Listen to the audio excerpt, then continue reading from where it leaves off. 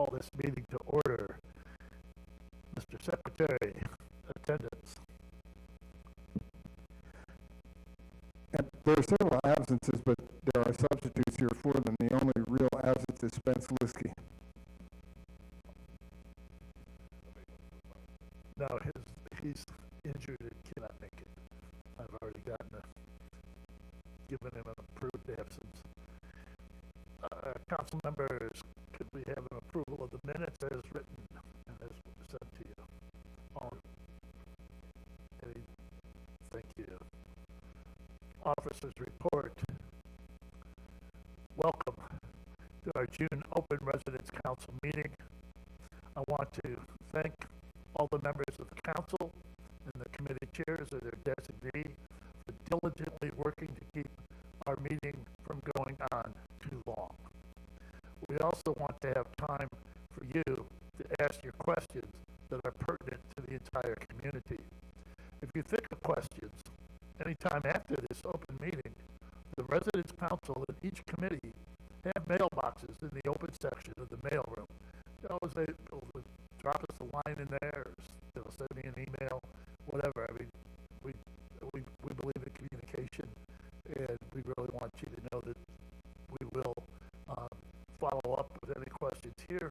If we don't know the answer here, or any questions that you submit to us. So, thank you. Vice President? Thank you, Luke. As you know, it's our custom that I do the consolidated wings report. You, of course, know we have 7 wings. Each of the wing representatives provides a report to me, which I then put together. So this is their feedback from all of the people living here. So, as usual, I'd like to start out with the positive things that are happening. Residents have commented positively on the new heart symbol on the menus, which denotes heart-healthy foods, and are appreciative of the 2 vegetable options now being made available in the bistro. So those are 2 food service kudos. Shannon residents are glad to see the Shannon Fountain working again, as we all are.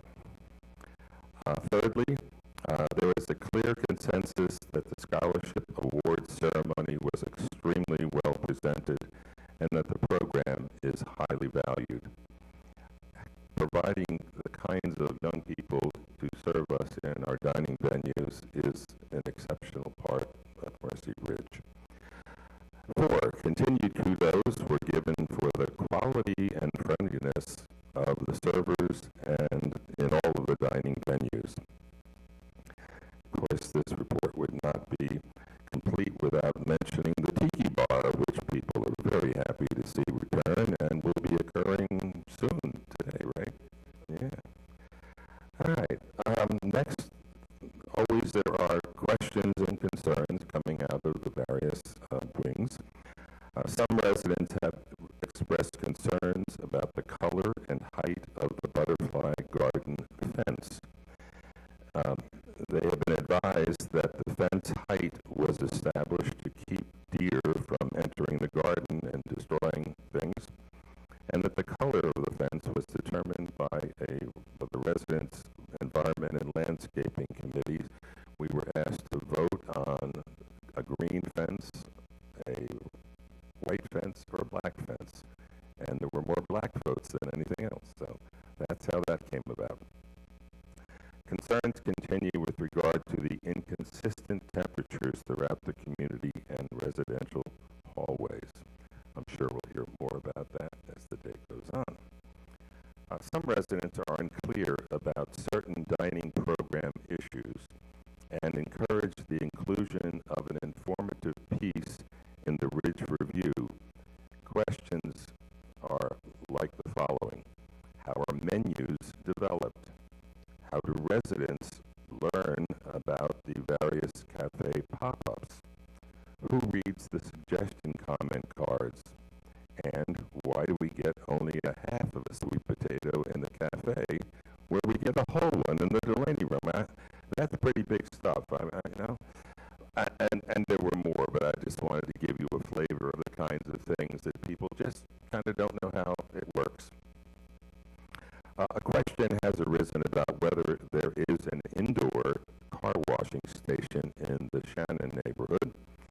If so, how can it be accessed by those not having a car in the Shannon garage?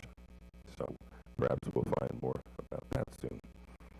A resident has observed that a large riding hallway vacuum does not clean close to the baseboards and the apartment entry sections. Perhaps a smaller hand vacuum could be used to clean those parts of the hallway system.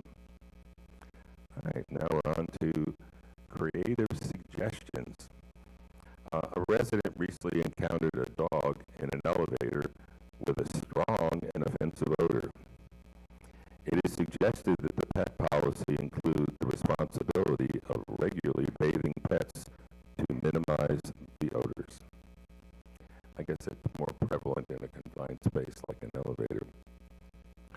Residents are anxious to receive a detailed presentation regarding the plans for Phase 2. I know management has committed to doing that, but I don't know that we have a date as yet, but there is encouragement for it to be sooner rather than later. It would be helpful for Mercy Ridge to run occasional cubico sessions for new residents and those who are still having operational questions or challenges.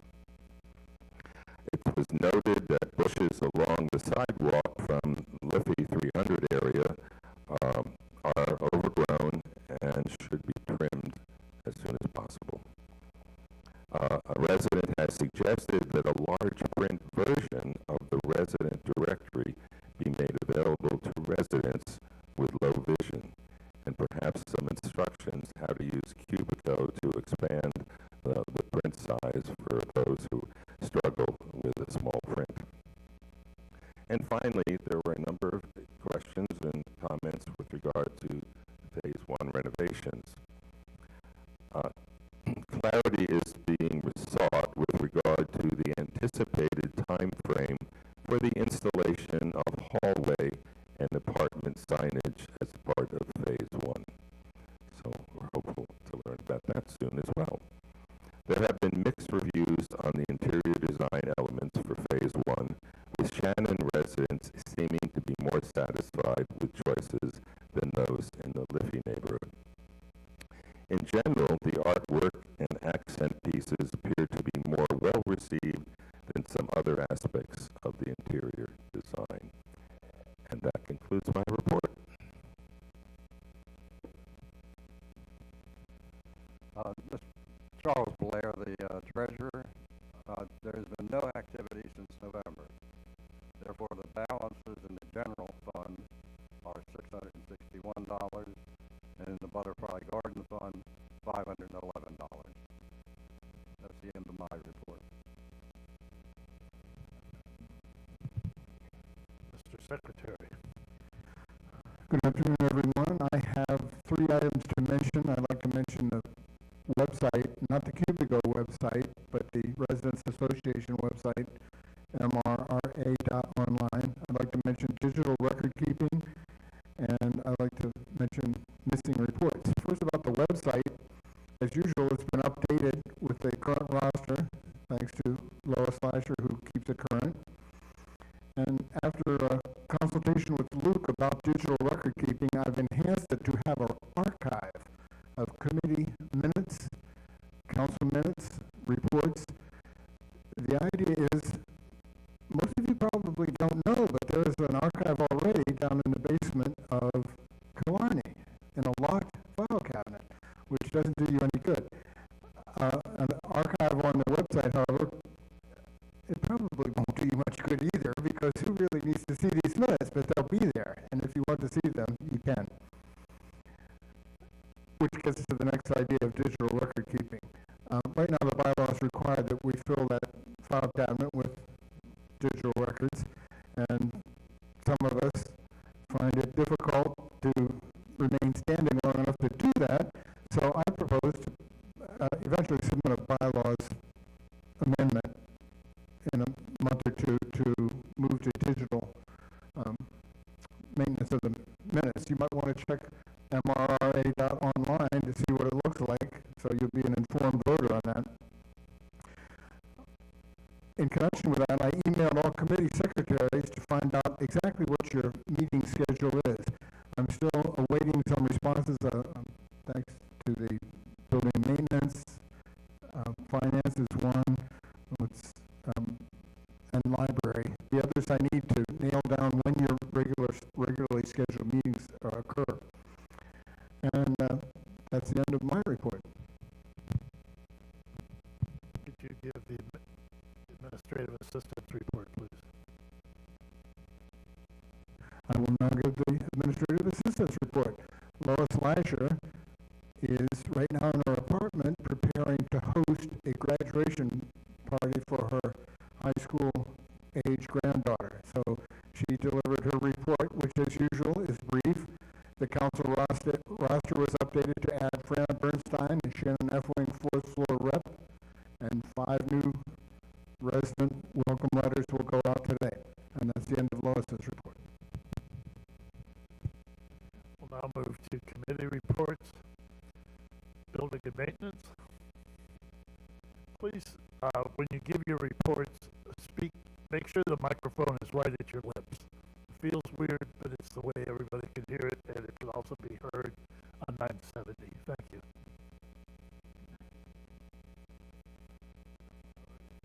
Thank you, Luke. How's this? Whoops. All right. Well, Joe back there is giving me the thumbs up, but anyhow. So is there an answer to the potato question? We're all wondering. The Building Maintenance Committee, when we meet, one of the first things we do is review the projects that are part of the capital budget. And the fiscal 26 budget is nearing its end as of the end of this month, and there are only 2 of those projects that are still in progress, and one really isn't a building issue. It's the purchase of a new bus for our trips, and Sarah Watt is, I believe, finalizing the specifications on that, so we should be getting the new bus sometime later this year. And the other project is the security camera project to enhance campus security. And a lot of that work has been done in fiscal 26. About $400,000 was allocated to that. Now, since we're just about to enter fiscal 27, the capital projects, the capital budget for fiscal 27 total is $3.9 million. And that's the most it's been in several years. And of that, $1.7 million is allocated to 48 apartment renovations. The other major projects, and not all of them, but the major projects include the completion of the security camera project. About $190,000 is allocated to that. The elevator renovation, $495,000, and that includes elevator 1 in Liffey and either elevator 5 or 6 in Shannon. Also, the installation of electronic door locks for our resident apartments. Approximately $980,000 has been allocated to that, and we'll be hearing more about that project in a few minutes. It's the RFID card hotel style locks and cards. It'll work very similar to our cards that we use to get in and out of the buildings. Also, there was a mention of apartment signage. This fiscal year, those apartments signage as well as wayfinding around the facility signs will be created and installed, and that's approximately $163,000 allocated to that. And finally, the last one I want to mention is additional upgrades to the AV equipment here in the TAC, and about $47,000 has been allocated to that. I'm going to turn now to Environmental Services Department, and Donnie Neal has reported that Mia White, a current employee, has been promoted to the position of EVS supervisor. Our 2026 apartment cleaning schedule is on Cubigo, and Donnie is working to improve the procedures for notification, confirmation, and reminding residents regarding scheduled appointments. Another thing in regards to environmental services is a number of residents over a number of months have been complaining about recycling bins being returned to trash rooms and the recycling bins are dirty. And Donnie has established a regular weekly schedule multiple times a week that the recycling bins will be cleaned before they brought back to their trash rooms. Two other projects that are one is nearing completion. That's the dryer vent cleaning, and that should be completed, assuming that we don't have any inclement weather. That should be completed shortly. And a request that has come up, I think primarily because of Liffey requests, in regards to our lounges. The lighting is very bright, which is good on the one hand, but a number of residents, complained that it was too bright. So there will be dimmer switches installed in those lounges to take care of that. For those of you who attended David's presentation on the budget on May 26th, you might remember that in fiscal 27, utility costs are projected to increase about 6%. And looking at that whole issue, a energy audit is being considered. Also, I want to note that in today's banner, Baltimore Banner, there's an article that indicates that Baltimore County water rates are going up 7% as of July. Now, I don't think any of us need an audit evaluation to think about ways in which each of us can possibly reduce our usage, which can have an impact on our utility costs. So I'd ask each of you to consider that possibility when it comes to air conditioning. Maybe turn the set point on your thermostat up a little bit, or in the wintertime, turn it down a little bit, maybe by 2 degrees. That little bit can really make a difference. Same thing with regards to water use. Also, something that happens at every one of our building maintenance committee meetings is complaints about the trash rooms and the cart rooms and the way we get rid of things. Now, if anybody's heard me say this before, I'm going to say it again. Don't stop me. Please, when it comes to our trash rooms and the recycling bins, make sure you're not throwing any trash into the recycling bins or the plastic bag bins. It creates odors and pests. And before you put anything in the recycling bins that has any kind of residue, particularly food residue, please rinse it out. As far as the cart rooms are concerned for resident storage, they're only for mobility devices such as walkers, rollators, wheelchairs, electric scooters, and grocery carts. And those items must be marked with a red tag, which you can get from concierge. Cart rooms are not used for storing personal items, and they're not used for disposing of unwanted items. And large, bulky items, please don't attempt to put them down a trash chute, and don't leave them in unwanted items in trash rooms, cart rooms, storage rooms, or garages. We had a lot of that occur this past month with a number of items being left in one of the Shannon garages. We residents are responsible for the appropriate disposal of our unwanted items. And if you need help, contact the Environmental Services Department. They can either help you or provide resources such as Habitat for Humanity or 1-800-JUNK. And remember, if you need help from family members or personal service providers, please make sure they're aware of those instructions as well. And I ask you to please take those recommendations and suggestions seriously. That concludes my report, and Luke, I yield back my time.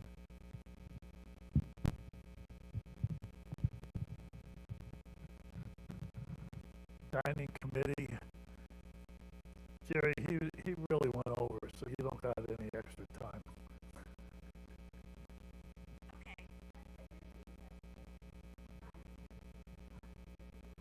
You get all the time you need, Jerry.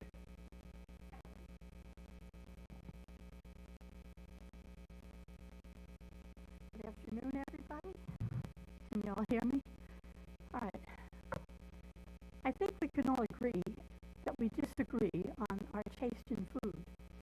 However, when it comes to a surprise pop-up breakfast, such as the one that we had on Tuesday, I think we can all agree it was great, and we thank for the great surprise. Some changes to the dining schedule include the bistro will now be offering an additional vegetable the same all week long. One will change daily and the other one will remain all week.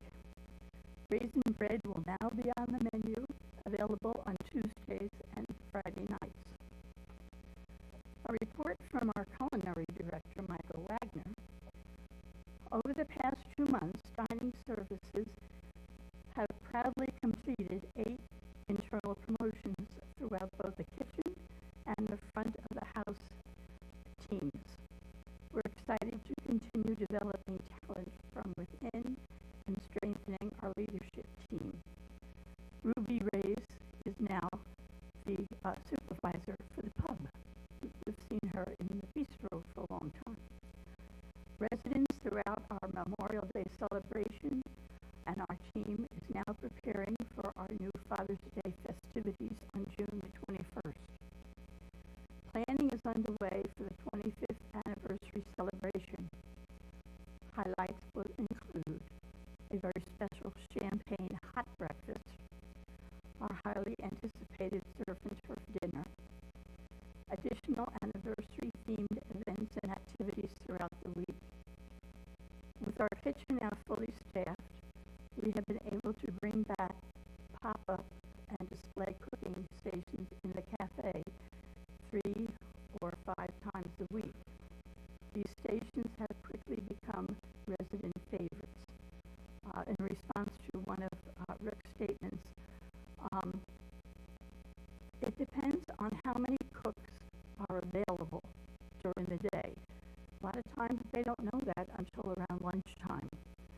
So if there's going to be a pop-up station that night, Sean will put the notice outside sometime by mid-afternoon, so that you would know that there's going to be a special station that night.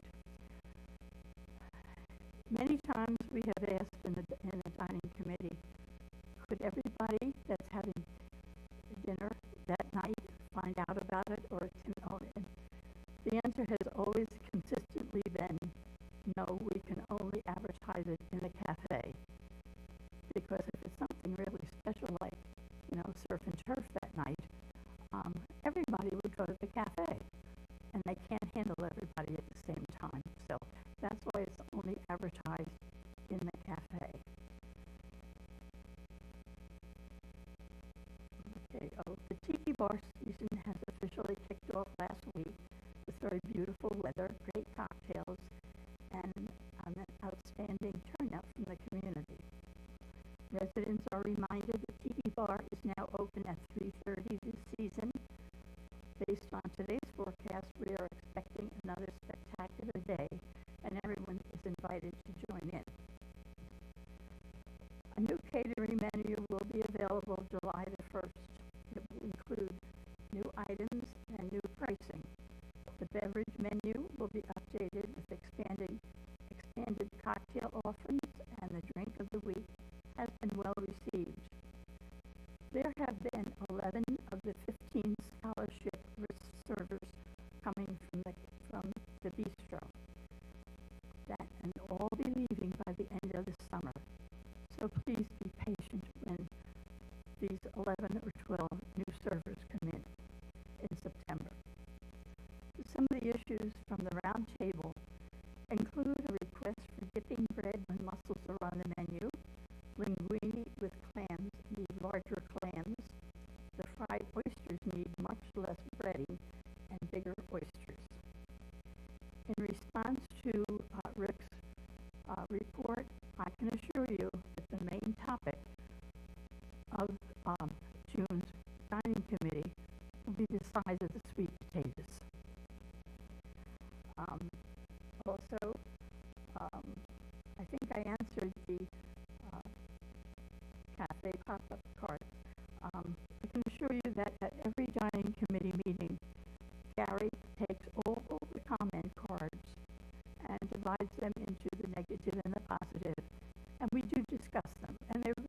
seriously taken. I would encourage everybody to fill out a comment card, both positive and negative. In response to the dogs, I personally have watched dogs come into the cafe when people are standing, and I believe that's against the health rules. The dogs should not be around the food, but they are there. And I think that's all the comments I can answer for it. Anybody have a question? Thank you.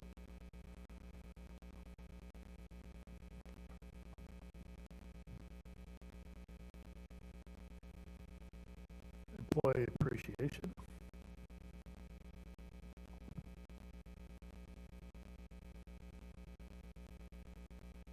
Good afternoon.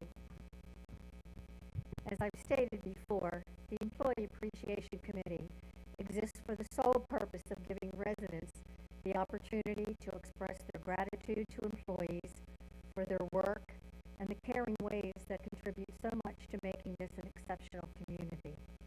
To that end, we conduct 2 drives a year, one in November and one in May, to fund the appreciation checks that we give to the employees. These checks are tangible proof that we, the residents, value what they do. And the spring drive has said that. It was our best drive ever. I want to thank my whole committee, especially Joanne Brown and Judy Keys, for the work they did to make this success. But also, many, many thanks to the kind and generous residents of Mercy Ridge. Now the numbers. 80% of the residents contributed $92,775. And I'd like to note that that is an increase of about, 15% on the mean per check. In other words, you're giving more per check. That amount, the $92,775, coupled with donations we've received from behests from wills, and in memory of and in honor of donations, gives us a grand total this year, this spring, of $110,768 for the spring drive.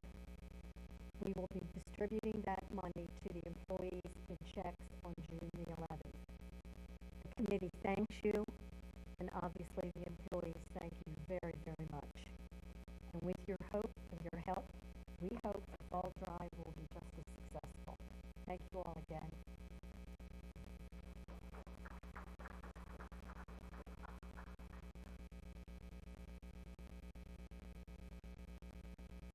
Environment, landscape.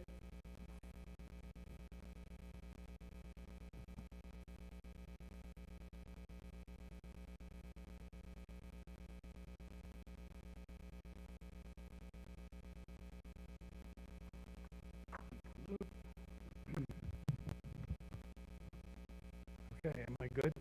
My lipstick touching? Welcome to spring, finally.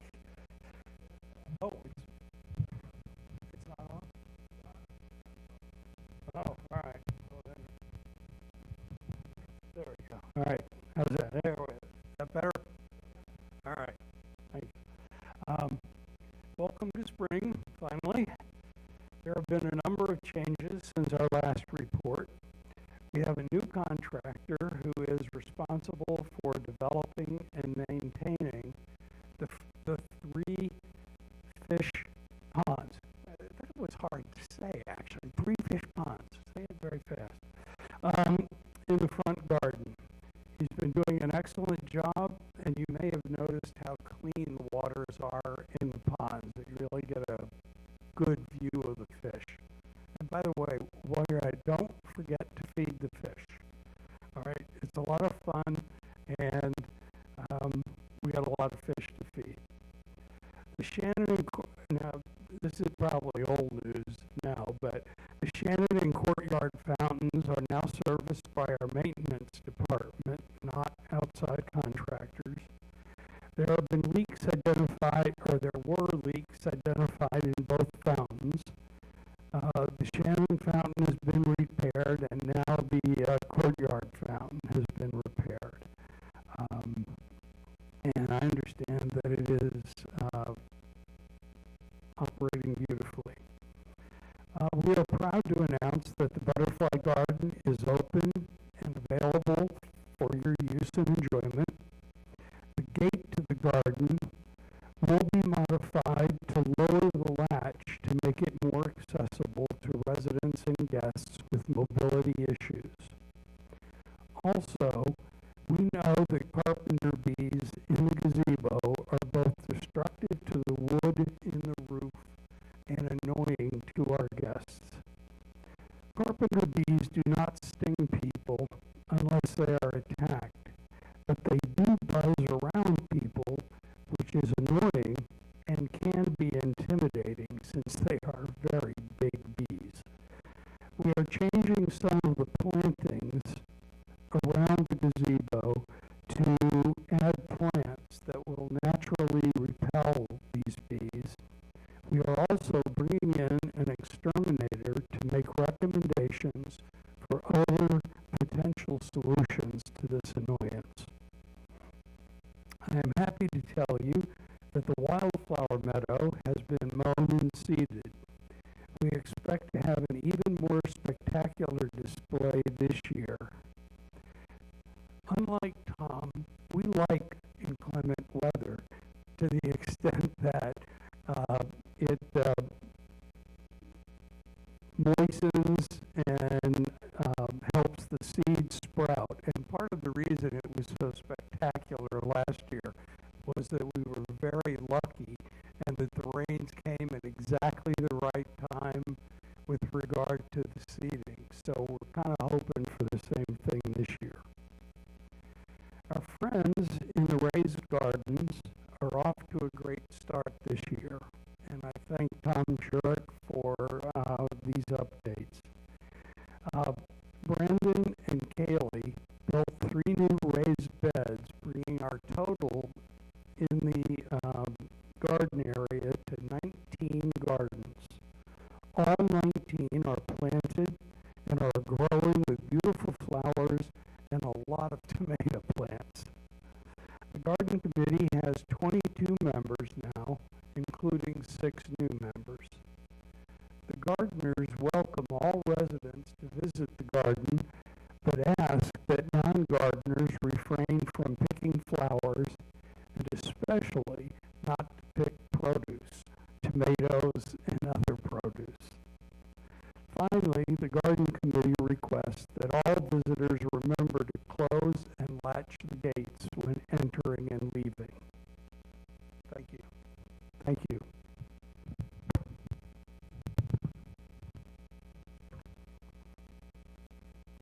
Finance Committee.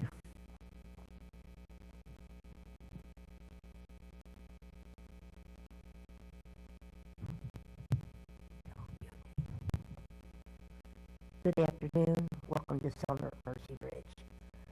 The mission of the Finance Committee is to represent the residents of Mercy Ridge in discussions with Mercy Ridge management about matters that have or will have a financial impact on our community.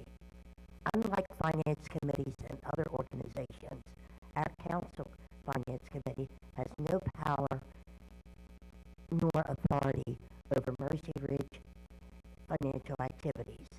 The Mercy Ridge Retirement Community is a separate, nonprofit entity. The Mercy Ridge Residents Council and its subsidiary committees, including we, the Finance Committee, are not part of the legal nonprofit entity. Mercy Ridge graciously welcomes the Residents Finance Council's Finance Committee discussion, but is not obligated to follow its suggestions nor discuss any confidential business. Likewise, the Residents Council is not responsible for any of Mercy Ridge's financial actions. I know I say this each time, but we really have no power over how money is spent.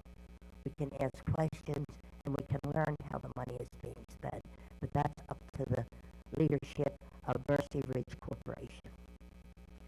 Mercy Ridge's financial calendar begins on July 1st and ends on June 30th. We're almost there. At our next committee meeting, we will be comparing Mercy Ridge's 2026 budget with the actual charges and reviewing any differences. If time permits, we may also get into another look at the 2027 budget, which was prepared by Mercy Ridge Management. Currently, as a result of committee residents' members' terms ending, we will have openings this year.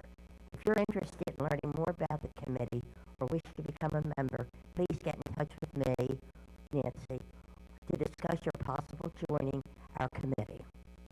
If you have any other questions about the Finance Committee or its related activities, you can contact any of our members, Alan Bosley, Sam Fish, Bud Piff, Rich Ruggieri, Dan Tracy, Jackie Troutman, Dave Wagner, Brenda Dandy, our committee secretary, Charles Duck Blair, the resident council liaison, or me. Thank you all and have a great summer.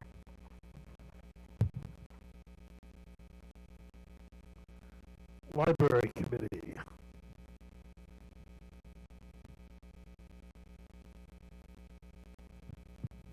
Okay, thank you. Good afternoon.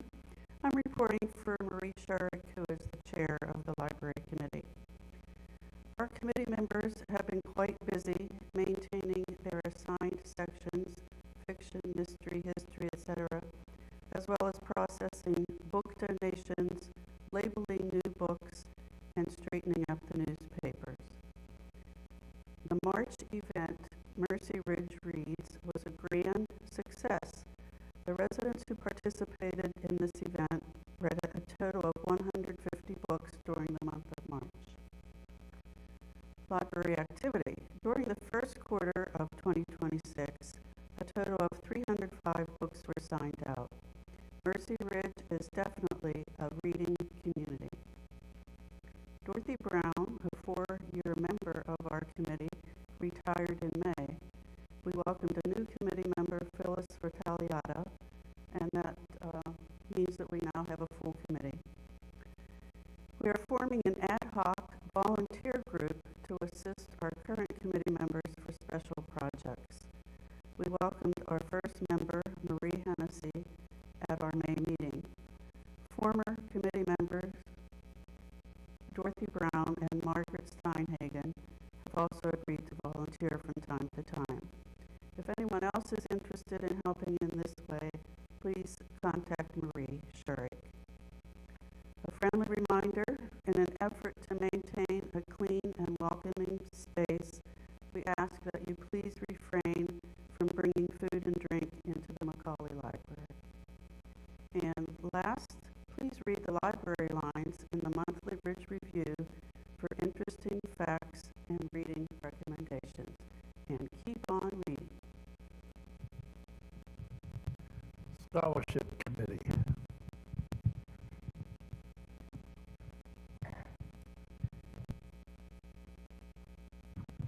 Good afternoon, everyone. I'm Dan Tracy. I'm a member of the Mercy Ridge Scholarship Committee. Our chair, Claire Lassay, could not be with us today. She asked that I present the committee's report on her behalf. The mission of the Mercy Ridge Scholarship Committee is to raise funds for grants to be awarded to outstanding student members of the dining services staff. The purpose of these grants is to recruit competent, responsible young people, retain them in their positions, reward their outstanding job performance, and encourage their future education. This year, 15 seniors met the criteria to earn a scholarship award of $10,000 each. The chairman's award of $500 was given to one outstanding student. The award ceremony was well attended and generally felt to be a big success. The scholarship recipients' presentations were particularly good this year. The committee has added 4 new members, 3 of whom are new residents, and new positions have focused their efforts on promotion and vendor fundraising. The fund drive this year kicks off on August 15th and will run through September 15th. I hope I can count on you for your generous support. Thank you for your ongoing support, and we hope that 2026 will be our best year yet. Claire Rousset.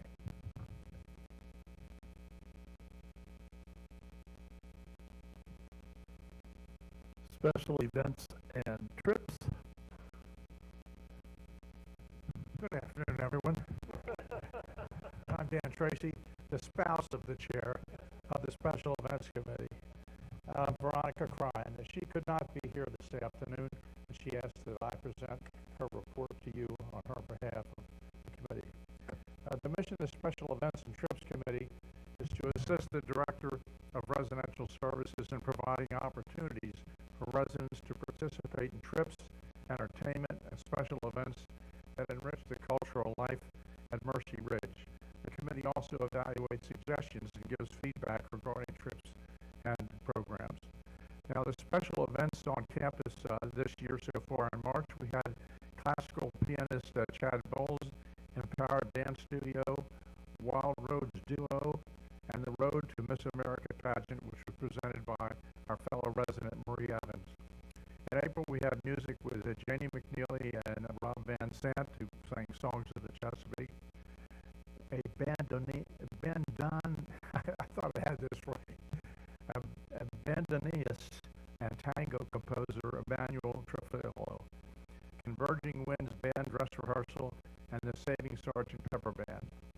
In May, they had the classical pianist Min Young Park, the Teelan Irish Dance Company, Stories from Your Neighbor, that was Mike DeHamer's Submarine Captain's Experience, and the Chesapeake Concert Band. Trips that we took off campus included the High Tea at Tea by Two, which in Bel Air, Amy Sherrill American Sublime exhibit at DMA, Towson University Planetarium, the Escape Room Adventure, and I think it's called Breakout Games in Timonium. The Pizza John's restaurant, John Carusi's place. Baltimore Oriole Games, the Texan Rangers and Houston Astros. Amazon Fulfillment Center Tour, the Titanic Immersive Experience in the Inner Harbor. Luncheon visit to Friendly Farm. Afternoon at the movies, The Devil Wears Prada 2 at the Hunt Valley Cinema. Trip to Bordy Vineyards, the Matisse exhibit at the BMA, a memorial service at Delaney Valley Memorial Gardens on Memorial Day, and finally, a trip to the Greek Festival, which was at the Greek Orthodox Cathedral of the Annunciation in Baltimore City. In the future, we're planning a trip to Fort McHenry, a boat ride on the Susquehanna River, performances at the Totem Pole Playhouse, and the Sight and Sound Theaters. So please check the news flash on Friday evenings for the latest events and sign-up information. Thank you very much. Thank you for all the committee reports and for staying close to my asking of keeping it future-oriented and 5 minutes.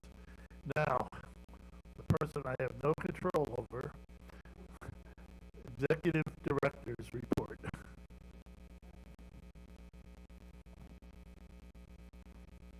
My wife says the same thing. Thank you, Luke. Good job, Veronica. Great report. All right, I want to first start out by thanking Rich Compton and the council. They had come up with this idea of preparing a response to issues that came up at council meetings, and we've been doing that for quite a few months now. And you'll see in my report to the council, there's 18 items that needed follow-up from the last meeting in May, and those are all noted on the first 2 pages of my report. I normally start with the marketing update, and I normally say that we're stable and doing great, and status quo. Mercy Ridge Independent Living, as of June 2nd, is 98% occupied, and we have no apartments available. We do have 6 move-outs scheduled or planned in the month of June, and 3 move-ins.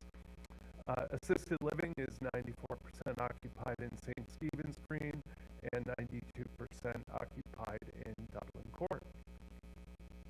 With regards to the master plan construction update, renovation work continues to be on schedule. We are currently working on the 5th and 6th floors of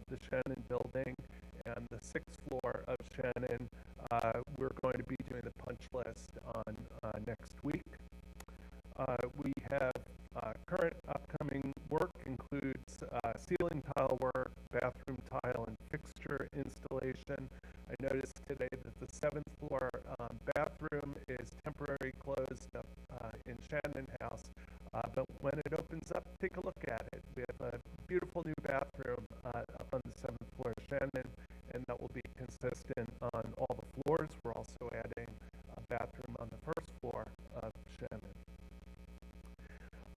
The other things that we're really working on right now have to do with the Master Plan Phase 2 project, and I know I promised to have a presentation for you in June, and that still is my plan. The thing that we're working on right now is some final amendments to the plan, and that includes looking at the possibility of a second elevator for the Killarney House. And so there's engineering work going on, civil engineering, mechanical engineering, just to determine the best approach and if we can, in fact, get that project done. Some people might be asking, why are we going back to ask for more money? And the reason for that with Phase 2 is that when we put together the budget almost 3 years ago and presented it to the board in October 2023, it was really based on more minimal dining upgrades and with refreshing finishes and furniture, fixture, equipment, FF&E. We were looking at making some modifications to the main lobby administrative areas and really general improvements throughout all the high visibility areas in Macaulay Commons.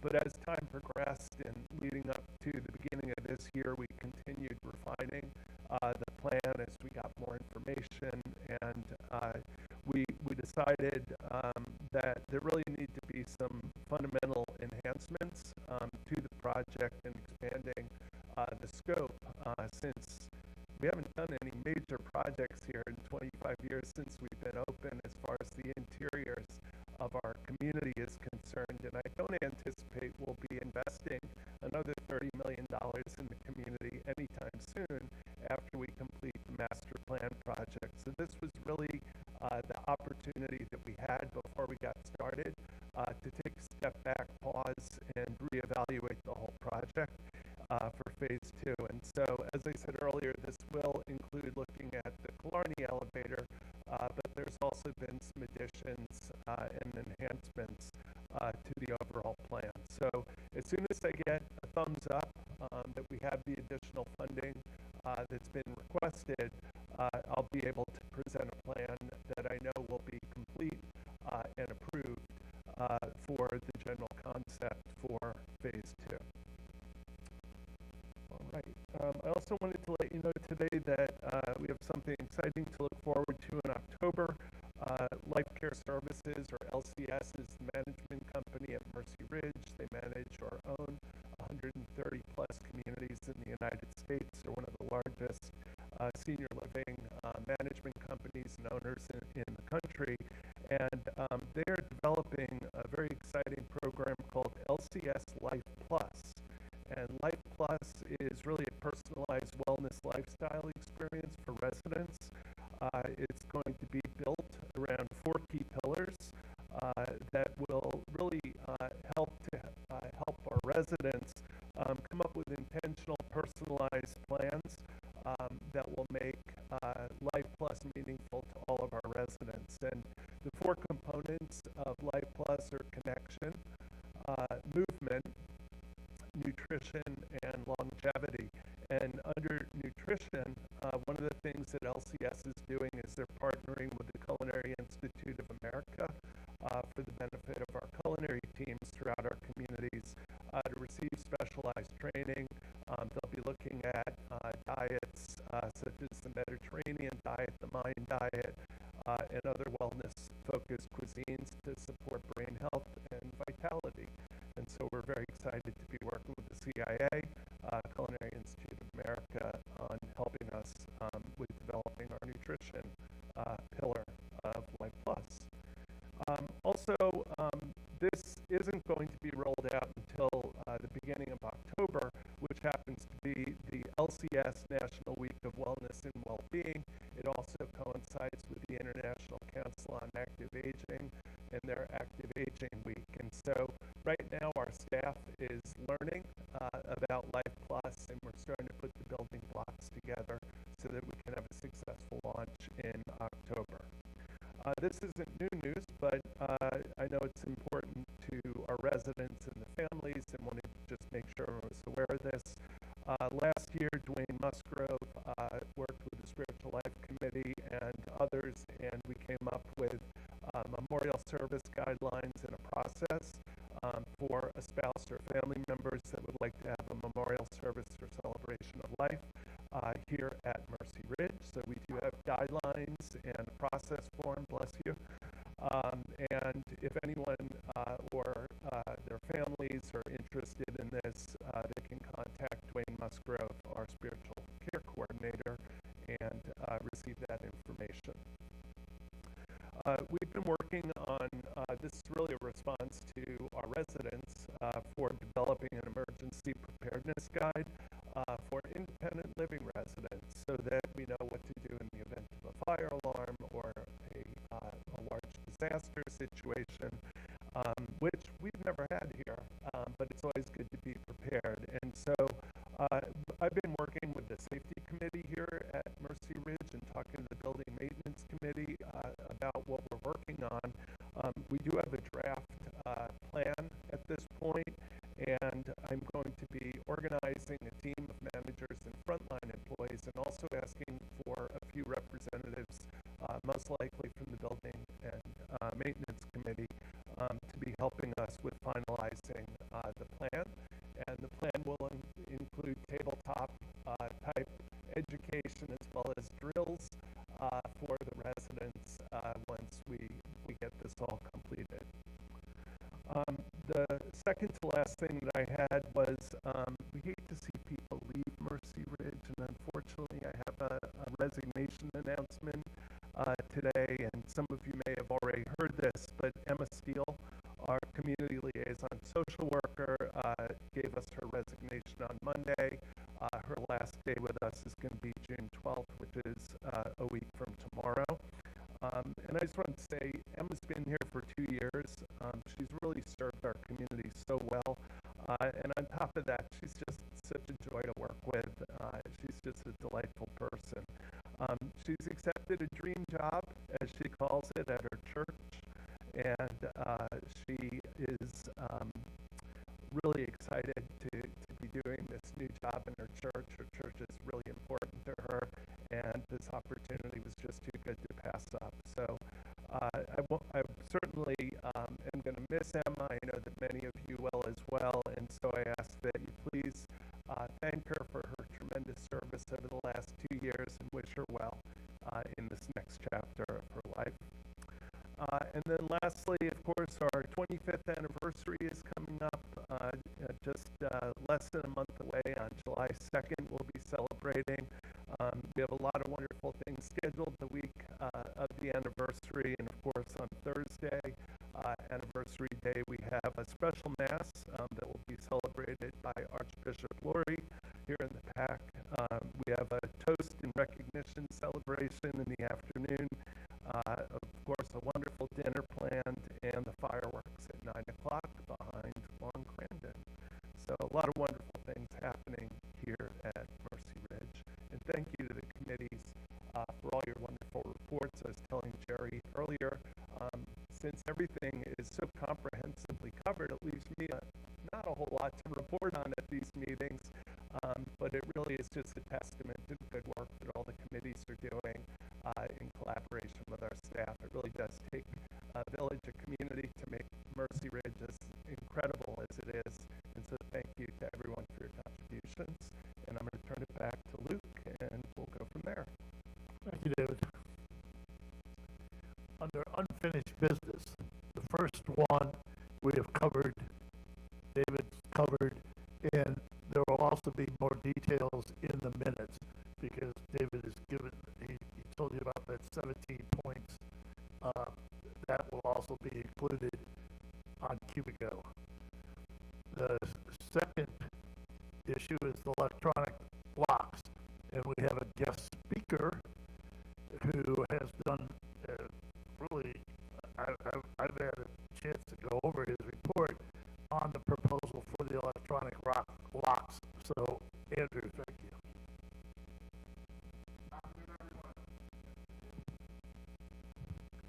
I do find it a privilege to speak to the council today. Again, my name is Andrew Hall Sr., and I serve as your security director here for the last 3 years.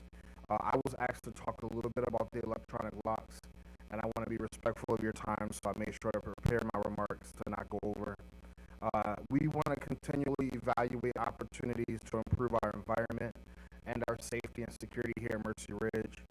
The primary goal of these new emergency locks, as Tom said, similar to what you would see at a hotel if you were to go and stay at a hotel, is they're more convenient, they're more secure, and they're more resident friendly, especially for our aging community, to meet the needs of that population while reducing challenges that we see with traditional keys. Couple things I want to note is they're easier to use. Many of you already use them. When you come into the Shannon Liffey or Killarney doors, you already use your key pass in your wallet, so it will be the same thing. No more lost keys. So some of our residents lose keys, or their family members or aides may lose keys, and there's a cost that comes behind replacing those keys and replacing the locks. There's also sometimes a delay if it's done after hours. So if someone were to lose keys, we would be able to deactivate that card immediately, and then we will be able to get them a new card at a much cheaper rate than current. It enhances our security, so we will be able to credential individuals to come into your space if you get annual cleanings or you have different family members or aides that are allowed to come into your apartments. Instead of sharing keys and passing on keys, we will be able to issue those credentials, not just issue them, but also track them. So if you have someone coming in, we will be able to do an audit to see who's coming in and when someone's accessing your apartment. It would also give us faster access. My team, along with the nurses, respond to all the emergency calls, all the calls for pendants. It requires everyone on those teams to carry master keys for the entire building. This would allow us to give them individual credentials. So if I responded to Shannon 615, I would use my badge that says Andrew Hall to access that apartment, and then I can now look at everyone that came into that space. The last thing is it's going to reduce maintenance costs. So as we're looking at the key costs for a facility this age, 25 years, we will overall reduce the cost of replacing locks and keys, which will eventually trickle down to the cost that you all pay, whether it is a replacement cost at the moment or a larger cost from facilities. So those are the highlights,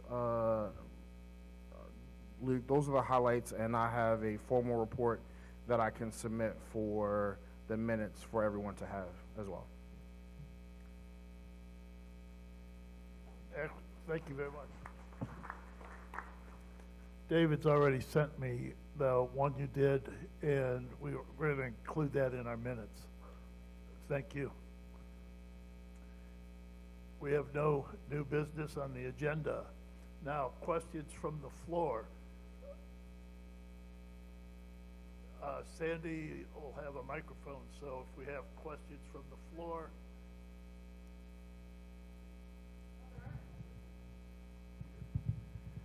A question for David. The suggestion block on Cubigo. I had recently submitted 2 suggestions, and I haven't gotten any follow-up on it. So I'm wondering. Oh, okay. Thank you. Very good. And the other recommendations that I had given you in regards to, and concerns regarding committees and the Residents' Council, any follow-up on that? Tom did a wonderful job reviewing Cubigo and providing a list of things that he thought we could work on to make improvements to Cubigo. So I have met with Sarah Wyatt and gone over that with her, and as well with Kelly Kratz. And so we are going to put a team together as soon as the anniversary is over since Sarah and her team are spending a lot of time working on that right now. So in the beginning of July, they're going to start really rolling up their sleeves and addressing those issues. Yes.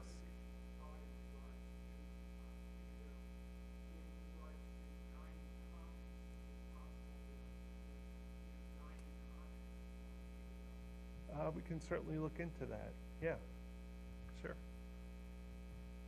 All right, anything else? Okay. Any other questions? Yeah, I just have a quick question. If people, and I notice it all the time, are putting things in the recycle bin that don't belong there, does that contaminate the whole bin and therefore none of it can be recycled? Or is there a way of getting that out? Because I feel like, what is the point of doing this right when so many people are doing it wrong if that negates the whole thing? I don't know who might know. I was told when I looked into it that it negates the whole thing. That's something we should publicize to people. The response that Nancy gave, so it can be heard, is that the response that she got is that if garbage is put into the recycle bin, that whole bin has to be thrown out. So that's why it's so important to please follow the rules on what's recyclable and to clean things before. Thank you. Jerry, yeah, Sandy's running.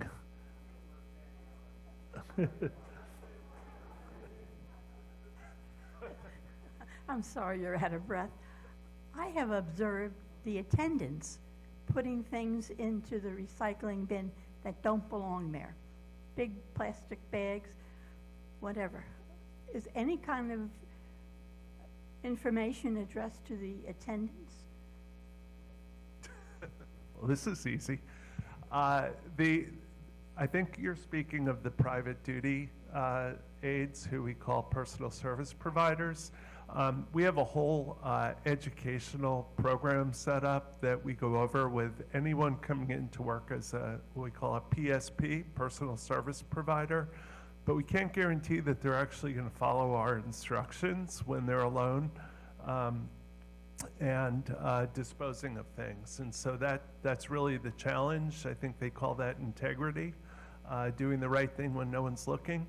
And I know we have signs up everywhere, so most people, I think, can read the signs. It's a matter of choosing to do what we're asking them to do. And unfortunately, not everyone is as conscientious as you all are.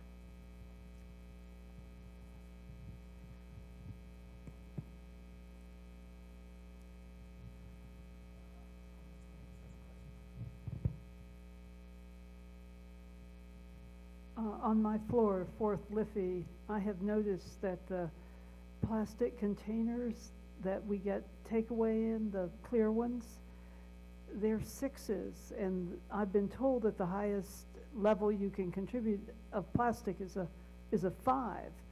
And I also have gotten plastic containers like that from restaurants, but they are 5s or other lower numbers, even 1s. And I'm wondering why we can't have those clear plastic containers that would be recyclable, because when I go into our recycling in Liffey 4, I often see the Always, okay.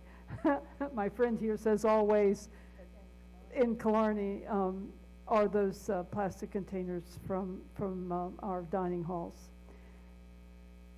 Yeah, I'm sure they're more expensive, but hey, if it's ruining the recycling, that's maybe something we should think about. Thank you. Thank you for bringing that up, Liz. I was unaware of the 5s and the 6s, so I'll follow up with Michael Wagner and see if we can order those instead. Thank you. David, hi, Joanna Baird. I'm in the back. I have a very difficult question to ask you. And I want to know, in Liffey, I do not live in Liffey, but I was concerned, and I'm concerned for them. What is being done about the material? Is there nothing we can do? Is there an answer? I don't have a problem with any of the other furniture, but everybody knows the floral print is not one that we would have selected. And I was involved in the first committee, but not, the first meeting, but not involved from then on, so I don't have an answer, and I'd like to know an answer. Sure, it's not a difficult question. Sure. So I did address this in my report in, I think, two different places in answering the question from the May meeting.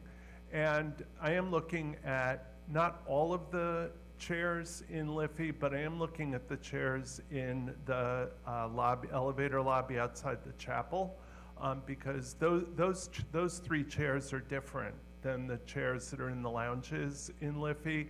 And I think people were most upset about those chairs in the elevator lobby on the second floor because it's such a high visibility area. And so I am looking at that. Okay. These chairs are not cheap. These chairs And are I custom understand. made. Yeah, I They're understand custom that. made. Yeah. They were all manufactured together as one project. Since everything was made custom for this project, there was a long lead time to get the furniture, which is why we were not completing the furniture on each floor as we did Liffey, as we are now in Shannon. So we've already purchased all of the furniture and everything else for this entire Phase 1 project. That is just the way it gets done. All of the furniture is currently in storage by the company Metropolitan that purchased everything for us. And so we're thinking that there may be an opportunity to use 3 of the chairs from the Shannon house that we've identified to switch out the 3 that are in the chapel. And then we're going to have to purchase replacements for those 3 chairs. But we are on a tight budget on this project. We're hoping to bring a little bit of contingency money over from Project 1 to Project 2 as part of our plan for the enhancements in Phase 2. And so in looking at the whole picture, the compromise that we're working on is to replace the 3 chairs in the elevator lobby on the second floor. But I do not think realistically we'll be looking to replace any of the other furniture. Okay. I do think that part of the challenge that we had with the furniture was we installed the artwork and accessories after the furniture was brought in. And so once we brought the artwork in, it was more apparent that the furniture and the artwork went together. And so we have moved the furniture back into the lounges and the benches back out to the elevator lobbies. And I do think it does look better with the artwork. So I also want to mention, and I think you raised the point that residents didn't pick this. I did address that in my report. Oh, no, I know, residents have been involved in the whole that. process from the very beginning in 2023. And I understand what happened with the furniture and that fabric, and it was unfortunate what happened, and we learned something from it. But at this point, I really don't think we're going to be able to replace all of those chairs. Well, it's just not realistic. I think we all know what happened. It was a shame, but I think your idea of switching out the second floor furniture is a great one. I think that's a good idea. Thank you. Yeah, sure. All right. Thank you. Tom? Here you go. Here you go. And one of the, my being one of the members of the committee, I think Linda and Rich, several others here, were members of the committee. You know, we take responsibility for it. I think overall, people are satisfied. I mean, there are people, obviously, I'm not denying that are very upset about it. Wrong. Bill, I know. Yeah, I agree with you. There are a lot of. But I also talk to a lot of people who are saying, hey, it looks fine. You know, and it depends on the situation that you're looking at, too. So it's not all one or the other, it's both. So, but I do accept some of the responsibility for it, and as I've told Luke, I'm willing to fall on my sword and resign from the Building Maintenance Committee and the Welcome Committee and the Garden Committee. But I appreciate the concerns as well.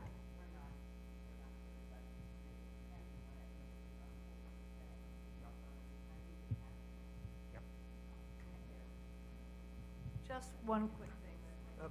just to clarify, we have the same complaint about all the chairs in Liffey, not just the ones out by the elevator. And, That's not correct, sir. 7th floor, there are no complaints. oh, outside of the 7th floor, which they do have better stuff up there. I just wanted to say quickly, and not to, this is what David talked about. It was an oversight, it was hard, but what the committee saw was a small swatch of fabric, and it did not show any of the reds or the pinks or the other colors. It showed blue and cream, and that's what we went by. And it was unfortunate that, it wasn't realized. And not that that fabric is that horrible, I guess, but it's just doesn't work well with the carpet. So I can understand it, but I can see that it's hard to fix at this point.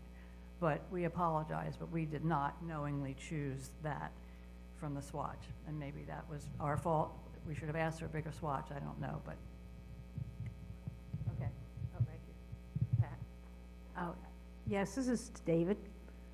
Where's David over there? Oh, here you go. David, Pat Ruggieri here. I talked to you over a year ago, and I'm just following up to see if there was any investigation into what we had discussed. Down in the ladies' locker room by the pool, there is one handicap roll-in shower. I don't know if there's any other type of facilities like that, and you and I had discussed the possibility of adding it to the next phase of the construction. I didn't know whether you had looked into it and see if you came up with anything. And as people age in place here at Mercy Ridge, I think there's going to be a lot more of a need for something like that, because they don't have them in their own apartments, and they can't have them because of possible flooding. Right. Yeah, and as we discussed, we did talk about this, and we looked at it as far as the renovation of the first floor of the Shannon House. Your interest was to put a roll-in shower on the first floor of Shannon, over in the vicinity of where we're putting the restroom. And there just isn't enough space to work with. We've really had our challenges in trying to put everything together that needs to be put together for the first floor of Shannon, since we are adding that bathroom. And so unfortunately I can't put a shower on the first floor in a public space in Shannon, but when we get to the third phase of the master plan, we can certainly revisit this down by the fitness area. Okay. You're welcome. David, do you have any idea when the artwork and the accessories will be available for the 7th floor of Shannon? I can find out next week. The team will be here. We're currently reviewing the artwork for the 5th floor, or the 6th floor and the 5th floor, I believe. I'm not sure. 5th and 4th. 5th and 4th, thank you. But I don't have a date yet for the installation. I'll let you know as soon as I find out. Thank you. Thanks, Grace. Jim, over here, sorry.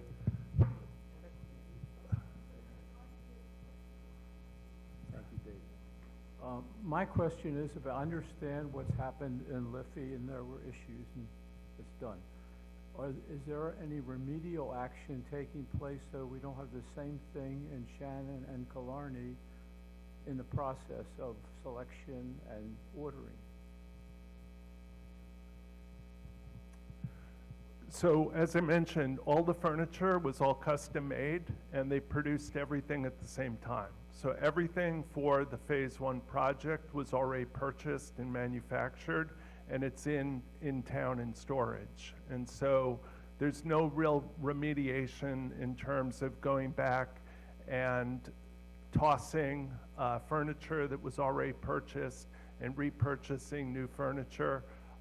It's just not part of our plan to do that, and it would require a significant amount of capital to do that. One of the things that was requested, and I believe Tom mentioned it already, was the dimmer switches in the lounges, and so we did put a change order in to make sure that that was done throughout the house.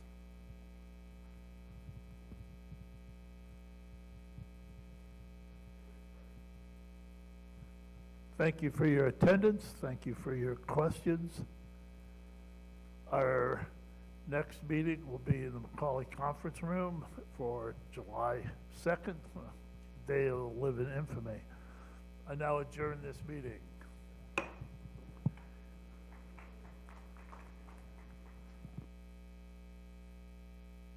T-minus 9 minutes till Tiki Bar. Thank you.